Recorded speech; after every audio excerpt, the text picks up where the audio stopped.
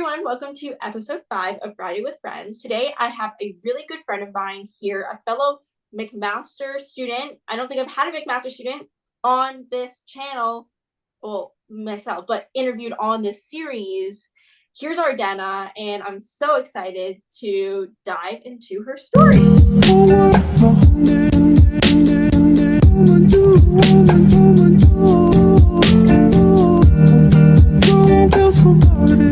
First, Ardena, can you share a bit about your upbringing, high school experience, and maybe your career interests at the time? Yeah, for sure. So I will say, like, ever since I was younger, I've kind of been all over the place with absolutely everything. Like, typical immigrant parent thing. I had the kind of like cultural divide versus like what I saw at like school and what I had at home. At school, I was like in the arts. I was also in the sports. I liked English, but I also liked math. So I was always been all over the place, still all over the place, constantly with everything. But like I always generally kept myself pretty well-rounded. And I think that looking back on it now, it's really helped me keep my opportunities open, like personally and both professionally. And like in regards to like career interest, I think it's definitely like a thing. Like if you like to argue and you like using your voice a lot, everyone tells you should be a lawyer. So I got that one a lot. And that's kind of like what held on to from like elementary school to high school. Like I still kept up like doing different things. Like I took law electives, but I also took all the STEM courses in high school. Like I saw like the typical part-time jobs and clubs and stuff. So I made sure I was like never dogmatic about anything per se or had tunnel vision, but I definitely like made sure like I was doing a lot of different things and having a lot of fun because like I said, like I didn't like to leave any doors closed, especially since like I had a lot of different interests in a lot of different things. What led you to do your IBH? For those of you that don't know, that's Integrated Business and Humanities program at McMaster. It's a BCom, correct? Yeah. So what led you to IBH? I kind of like looking right now, kind of thinking about full-time recruiting in the next year or two and thinking about when I was choosing university, it's very much the same kind of idea for me in that I have no idea what I wanted. I knew that like law school was kind of the path I was on. So I wanted to make sure I had something that was relevant. So I kind of like was looking into like business or like economics degrees, mostly because I thought that was pretty practical and that could apply to a lot of different things. And also like I liked those courses in high school. I thought it would help me like keep kind of like the mathy side in the econ, but also like the humanities portion that I kind of needed for like the law school later on. And I like applied to like your typical like Western Ivy, like I did U of T, McGill, Waterloo, and then McMaster. I applied for both commerce and IBH. And obviously like I started like getting like those offers like because I applied early and I'm like, okay, this is getting exciting, but like nothing was ever like, wow, I'm so like thrilled about this, can't wait to like whatever, until I got my IBH offer. And that was like that was the second last one I got. And I think from the very start of it with IBH, like they make you do like the video interview, you have to like write an essay for your application. And then at one point, the program director, who was different at the time, they've changed over the last couple of years, but they actually like take the time like have a phone call with you. And I remember this specifically because it was like 7 a.m. on a Friday and I get this phone call and like it was like a really chill conversation, but I was like scared out of my mind, like, oh my gosh, this is going to be like the make or break. And like an inside joke now too is like one of the questions you always get asked in that interview if you're applying to IBH is like, what's the last book you read? Tell me about it. And so to this day, I still remember that. And the fact that they really like vetted the people going into this and really cared about the environment they were creating. I think that when I got the offer, I was just super excited. And I knew that, okay, this is probably like the best thing for me to do. And I do know that there are quite a few, like even in my year, I've seen some IBH graduates go off to grad school. So definitely like a practical choice if that's something you do want to do. And I'm sure we will talk about that because the next question is, can you share about your entire internship journey so far? Yeah, so been a very fun one, I will say. So first year, I know a lot of people try their best to get like some kind of like foot in the door during their first year, but like my first year was like completely COVID. Like I was still at home. So I was like mostly helping my parents out with their thing, doing some entrepreneurial stuff on the side. And then like when I started second year, like I was looking for some like part-time internships or side hustles or whatever to see what kind of like my interests were and weren't. And so I did like some marketing stuff, some entrepreneurial stuff, just kind of like figuring things out. But once I kind of figured out that my interests were like mostly in the finance space after like taking my first finance course of university, that's when I really started like kicking things into gear. Like, okay, I need like a second year summer, and it needs to be like a good one. So like I remember talking to you about this one, that like I was like coffee chatting like every single day, like dozens and dozens of applications. And so it was definitely a grind, but like it turned into me being at Scotia for my second year summer. And it was definitely like first internship kind of vibes, like back office, pretty chill 9 to 5. I was actually in person every single day in Toronto for that internship, which had its pros, like especially because that was like my first time like in a real corporate setting. You learn like how like properly like compose yourself and like sending emails and all that like typical corporate culture kind of things. But you know, it was also like post COVID, there was like nobody there some days. So like definitely pros and cons to that experience.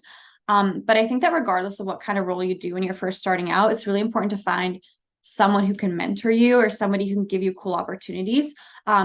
So like there was one director there who's like extremely supportive, got me on some cool different projects, introduced me to a lot of different people within the bank, outside of the bank, really helped my learning experience. So that was why like my summer internship turned into like a 6-month internship there. So really overall good experience. And then after that, I did kind of like an internship or part-time role, whatever you want to call it, at like a fintech finance startup. And I think the reason like I wanted to do that was it was mostly for the learning, because the first role I started out doing there was kind of like an equity research-esque kind of thing. It was just like writing like pieces on like stocks, investments, anything like that. So like very typical, like if you want to go into finance, if you want to go into IB, like you have to know this stuff. So I started off doing that, and then over the course of the year, I just kind of like stuck with it over school, and I did some like marketing for them, some like sales pitches for them. Really fun experience overall. And like I think that like you've talked about this before, but working for startups or like smaller organizations, I think is a really, really important part of your career development, because it gives you exposure to like a lot of different teams that you otherwise wouldn't really get to in a bank, because you're very like siloed within your department, your role. Whereas at the startup, you kind of get pulled into everything, which I think is exciting and really like shows you what you like and don't like. And then like I guess like now I'm at CIBC. So I'm in the alternate solutions group, which is within capital markets. It's technically like they put it within the sales and trading division, but it's not really connected to the markets in your typical way. We just kind of like, it's mostly like general sales work. And the way my team would describe it, it's like you get half kind of investment banking-esque work with like pitch decks and like revenue models, like Excel work, and then half kind of like management consulting vibes. So we do like a lot of research projects, doing like different like articles, market research, things like that. So you definitely get like both sides if you like the qualitative kind of things, like the PowerPoint research, but also quantitative things with like you're working with your numbers, especially because the group is like FX focused. I think it's a really exciting role. Like the team is fantastic, super fun people to work with. I really like, I can't complain. I really do enjoy what I do. And then my last internship before I graduate, hopefully, will be in next summer, summer 24. I'll be at CIBC in the ECM group. That will be in core investment banking. So it'll be a really different learning experience from now as well. Awesome. Thank you. And obviously noticed that there was no law internship or no like law focused thing. Could you touch a little bit about that? Yeah, so I really pivoted when I kind of fell into the finance space.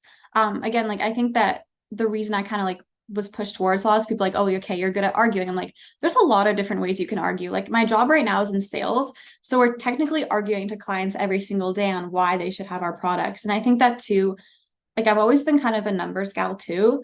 And there's not a lot of elements within the legal space where you actually have that. Like even if you're working like corporate law or M&A or whatever, like you're not crunching the numbers. That's like the consultants or the bankers doing that.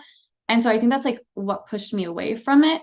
And also I think a really important thing for a lot of people to do too is like actually talking to people within the space, because one of my mentors when I was at Scotia was actually previously a lawyer. So he talked to me, he connected me with like basically all the lawyers he knew.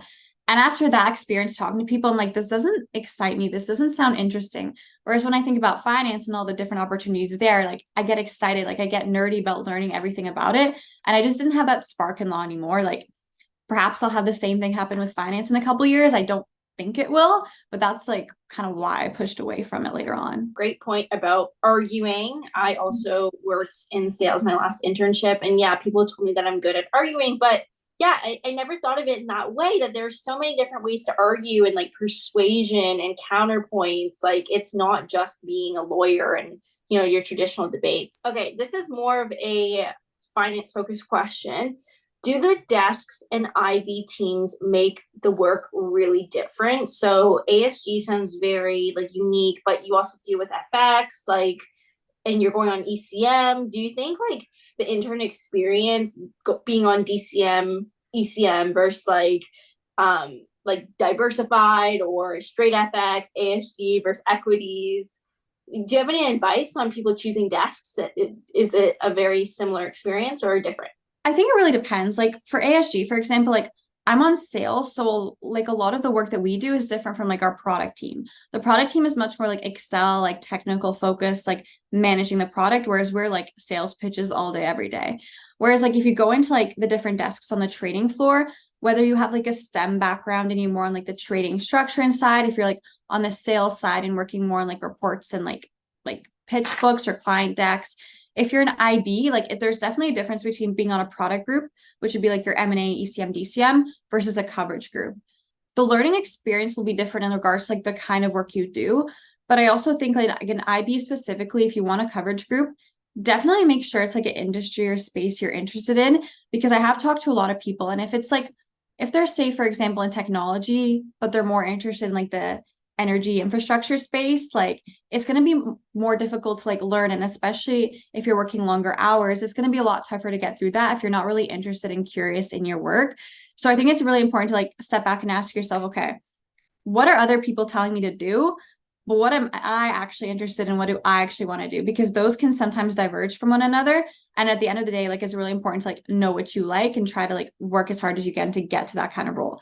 As an intern, I will caveat, you don't always get to pick your first choice and you have to make the most of that learning experience. But definitely like looking forward, those are definitely questions you need to ask yourself. In sales and trading, there's always, I don't know, like an emphasis on more complicated products like options or derivatives, and like obviously IB, the holy grail, M&A, and it's just like at the end of the day, you're the one that has to work in that, you know, field day and day. Like it might look nice on LinkedIn on your resume, but like you should be like interested in it, you know, like rates is such a big one, and in sales and trading, like they make the most money, blah blah blah, and like everyone wants rates, but it's also like, is that something that you think is like cool? If it is, that's great, but don't force yourself to do something for the prestige. And all of these like are great opportunities, and the pay is like all very good, you know. Exactly. I don't think you can lose regardless of whatever you do, unless you absolutely hate going to work every day. Like that's not a position I would want to be in. And I don't think you should force yourself to do that for, even if it's for sake of your resume or LinkedIn, I don't think it's worth it. Yeah, me either. Okay, Ardena, I've known you since second year, and you've since taken a gap year or an internship year between your third and fourth year. Is that correct? Yes. Yeah. Okay, great. Why did you decide to do that? Do you recommend that other students try it as well? So I think there's different ways to approach it. So ASG was technically like my third year summer. And if you're in a 4-year degree, like your third year summer is the one that you're like gunning for a return offer. That's like going to be like your first full time out of school. And like realistically, I think most of it was like out of fear that I wasn't going to like the job. I really do love the job now, and now I know that, but I didn't know that before, right? So I think a lot of the motivation in taking the year off was like giving myself the opportunity to like do different internships, and especially like off cycle is pretty good because during the summer months things slow down. You get more of like a rose colored glasses type of vibe of like what the job actually is. But like in the fall and winter, things get a lot busier. You actually see like what the work is actually like. So I thought that was a really good opportunity to like see different things, see different opportunities. Like I ended up staying like in ASG. I'll be here until I start in ECM. And like when I was talking to you about this, like I have like good reason for that. I'm very happy about that decision I made. But I think that overall I wanted to make sure I had the opportunity to explore different things and make sure that I was happy in the direction I was going. And I think that there are different ways to do it. Like I know that other schools do it, like you do like a fall, then you're in school for the winter and you kind of like flip flop. Mac generally does like your year off 16-month internship. And I don't think that's a bad approach to it. But I do think there's a lot of benefit in the freedom to like do a 4 months here, do a 4 months there, as opposed to one 16-month kind of like that, because that's the way Mac does it. You're kind of stuck in one role for 12 to 16 months with no option to leave. And so I think that overall, I'm really glad with the decision I made. I'm learning a lot, really enjoy my role. And like, if I did want to try something else, I had the opportunity to do so. And the one other thing I will say is because I'm an IBH, courses are really only offered in fall and winter. So if I took one semester off, I would have had to graduate like a semester later anyway. So I figured, okay, I'm just going to take the whole year. It makes more sense. Yeah, you're downtown right now. Your friends, are they in school? Like, what is it like being on a gap year when your friends are potentially like so far away from you? Well, actually, that was another, and some people say this like a stupid decision, a stupid reason for this decision, but a lot of my friends also took that year off. Like some of them did it through Max internship program. Some of them are just like doing their own kind of internship thing, but a lot of my friends are still working downtown or working some kind of internship role. Obviously I do have friends that stay back in school, but Hamilton's not that bad to get to, like go train wise. Like you know, like I was telling you, Annette, like going there for like sitting in a coffee shop on the weekends and hanging out with people is not that arduous of a task. So like it's perfect. Like most of my friends are kind of in the same position I am. And like if I wanted to go hang out with those who weren't, it's not that issue as to get to. Yeah, and I think that's a good thing about McMaster. Like it really is on the line, like from Union to Mac. What is it, like an hour and a bit or something? Like it's Yeah, pretty. something like that. So yeah, and I think it is common, at least at Mac, because we do have Yeah. that built like internship program that people will be gone between the third and fourth year. So I'm happy that all worked out for you and you're still like finding time to meet with everybody. This is a city focused question. How do you like living and working in Toronto? Do you want to explore other cities in the future? So I grew up in like a smaller city, so I love it here. I like the fact that you can like walk outside and like there's always stuff to do. You can always keep yourself busy. And like I do recognize there are pros and cons to being here. Like obviously like cost of living is pretty bad. There are like things that go on in the city that aren't necessarily like the safest things, the best things to be around. But at the end of the day, I think that there's a lot of opportunity here. There's a lot of stuff to do, people to meet. And so I definitely think that while I'm still like young, however you want to define that, I want to be in a bigger city. But I'm definitely like not tied to Toronto. Like I would go absolutely everywhere. I think that I'm keeping myself open to like whatever opportunities arise. I'm like making sure like I talk to as many people as possible, learn what their experience have been like. But no, I'm definitely like a converted city gal. I don't think I could go back to like the suburbs anytime soon. Now, what do you want to do post graduation? I've been asking myself this question like 10 times a day the past like ever, maybe. I think that I really enjoy what I'm doing now and I would 100% go back. But then again, like I haven't had the ECM experience. I haven't done like a lot of different things at the moment. Um, so like I'm definitely open to like staying where I am. I really enjoy it. I'm also open to like whatever else comes my way. Like I'm definitely taking the opportunity to like gain as many like applicable skills I can, talking to a lot of people in a lot of different places, because I think that that is the best way to figure out if something vibes with you or not, is actually talking to people who do it as opposed to like Wall Street Oasis or like just Googling things.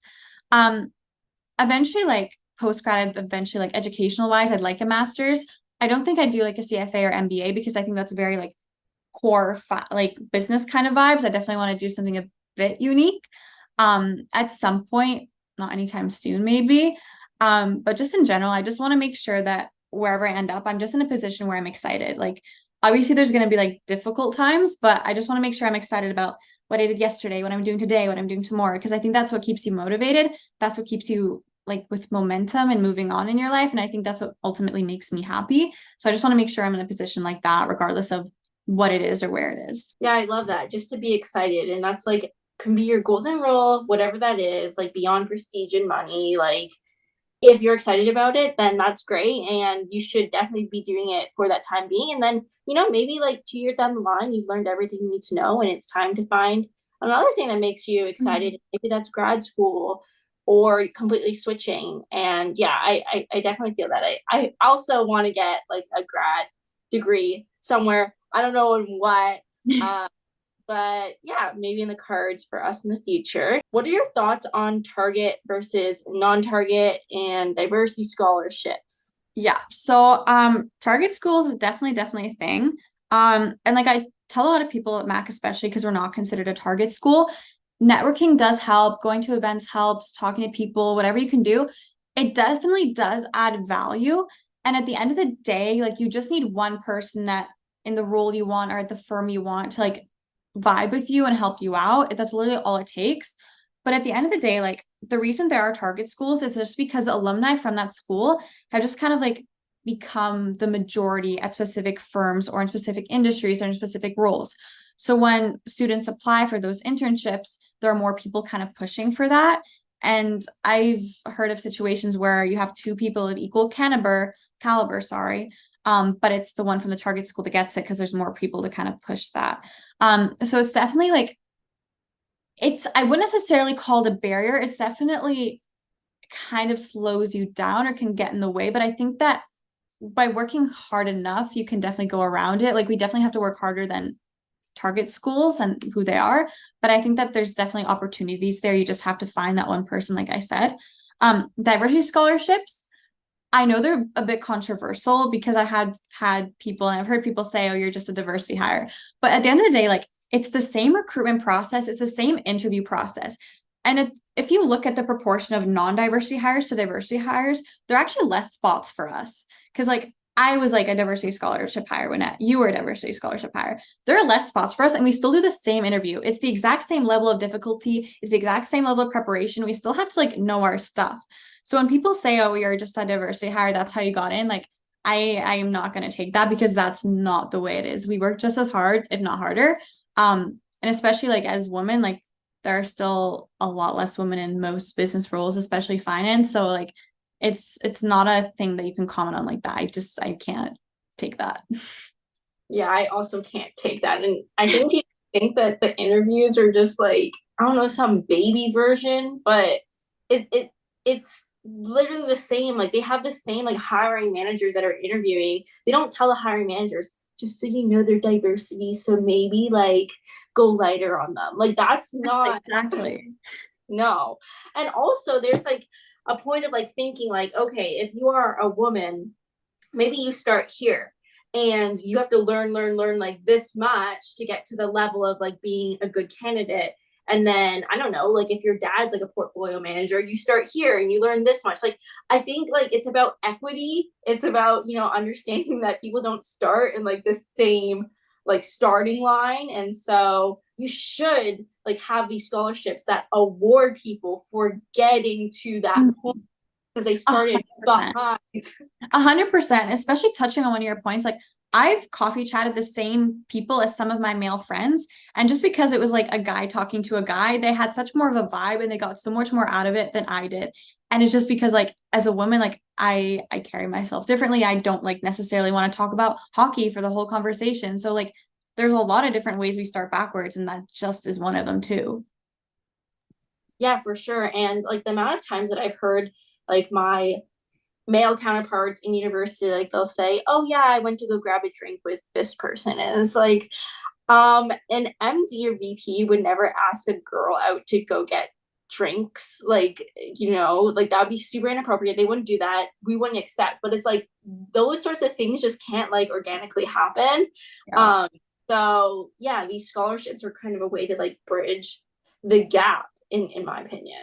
100%. Last question here. What do you want ambitious non-target Canadian students to know that perhaps come from like untraditional backgrounds? Their parents don't work in finance, maybe they're immigrants. Like, what do you want them to know? I'm gonna give a piece of advice that I think is applicable to like not just like non-targets, but I said this before, make sure you're making your decisions for you and not because of what other people said or what other people want for you. And I think especially like in finance and business and these very like prestigious roles, people are going to tell you like, oh, if you want PE, you have to do IB for 2 years, or if you want finance, it needs to be S&T or IB or bust. If you want consulting, it needs to be these firms, or you're not getting anywhere. But at the end of the day, it's like, is that really what interests you? Does that make you excited? Is that what you want? It's so easy to get sucked in and like hearing what other people think. But at the end of the day, I've I don't I've always been kind of the contrarian. So I've always made decisions based on what I want. And I've had people tell me that was a bad decision. Why'd you do it? But at the end of the day, it wasn't a bad decision. A, because I did it for myself and not because you told me to.